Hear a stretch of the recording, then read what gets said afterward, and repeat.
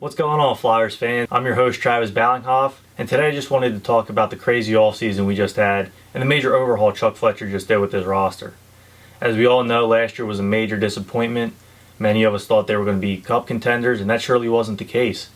They've ended up finishing 6th in the division, 13 points out. A lot of young players didn't get better at all. They flatlined, some got worse, and they had really bad goaltending. Chuck Fletcher came into the offseason saying there was going to be change, and boy, was he right. First, he goes out and acquires top pair right shot defenseman Ryan Ellis in exchange for Phil Myers and Nolan Patrick, finally filling the hole that he failed to fill when Matt Niskanen retired. We then saw Shane Gostisbehere traded to Arizona for cap space, and then Chuck went and acquired Rasmus Ristolainen from the Sabres in exchange for draft picks. Longtime Flyer Jake Voracek was traded back to his original team, the Blue Jackets, in exchange for Cam Atkinson. I was a big fan of Voracek, but I thought the core needed to shake up, and Cam Atkinson has the mentality of a shoot-first player, and he's also an elite penalty killer. Kevin Hayes' best friend Keith Yandle was signed to a one-year contract, and you can expect to see him quarterback in the power play. Former Sharks goalie Martin Jones was brought in to replace Brian Elliott, and they also brought back Nate Thompson, who looks to be a depth piece in the bottom six. Look at all these guys Chuck Fletcher acquired. Do you see a pattern? Cam Atkinson, part of the leadership group in Columbus. Ryan Ellis, part of the leadership group in Nashville. Keith Yandle, same thing. Ristolainen, Warren A in Buffalo. Brassard, Warren A with the Coyotes. Nate Thompson, known as one of the best glue guys around, Warren A in Montreal a few years ago. If there were any issues about accountability in that locker room, that surely won't be the case this year. One of the biggest issues with last season was that there were so many question marks in the lineup. You weren't sure what you had with Oscar Lindblom and Nolan Patrick. You weren't sure what was going to happen with Niskanen's retirement. You were hoping Provorov would kind of take the reins of that top pair, and he wasn't able to do it. You hoped that Shane Gostisbehere was able to play like he did 3-4 years ago on that top pair. He couldn't. They wanted Nick Aube-Kubel to take Pitlick's role. He couldn't.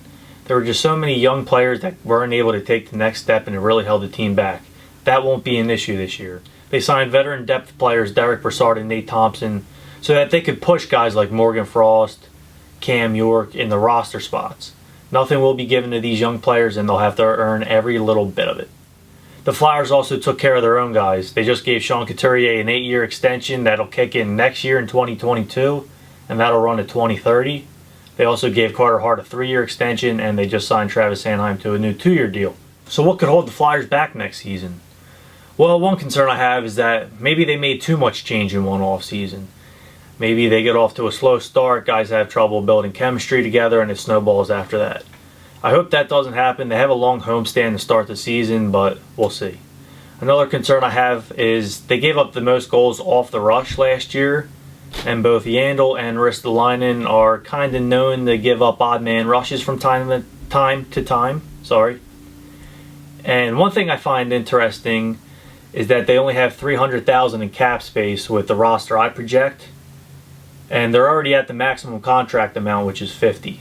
I wonder if they make one final trade and move someone out. Looking at the depth chart, Nick Aube-Kubel may be someone you want to look at, though I think he has a bounce back season.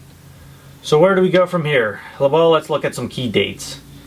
Development camp starts August 29th and runs to September 1st.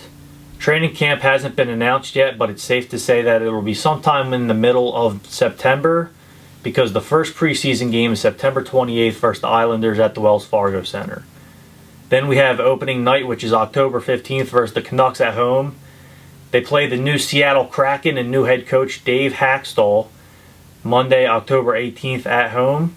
And their first road game is October 27th in Edmonton. So it's about to get real busy real fast.